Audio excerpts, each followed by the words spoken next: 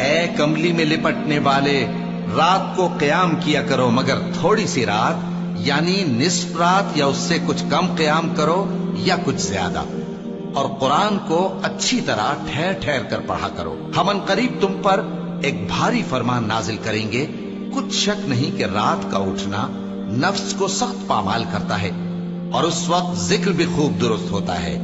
دن کے وقت تو تمہیں اور بہت سے شغل ہوتے ہیں،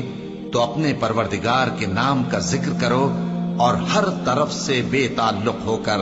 اسی کی طرف متوجہ ہو جاؤ۔ وہی مشرق اور مغرب کا مالک ہے، اس کے سوا کوئی معبود نہیں، تو اسی کو اپنا کارساز بناؤ۔ اور جو دل آزار باتیں یہ لوگ کہتے ہیں ان کو سہتے رہو، اور خوبصورتی سے ان سے کنارہ کش رہو، اور مجھے ان جھٹلانے والوں سے جو دولت مند ہیں سمجھ لینے دو، اور ان کو تھوڑی سی مہلت دے دو۔ کچھ شک نہیں کہ ہمارے پاس بیڑیاں ہیں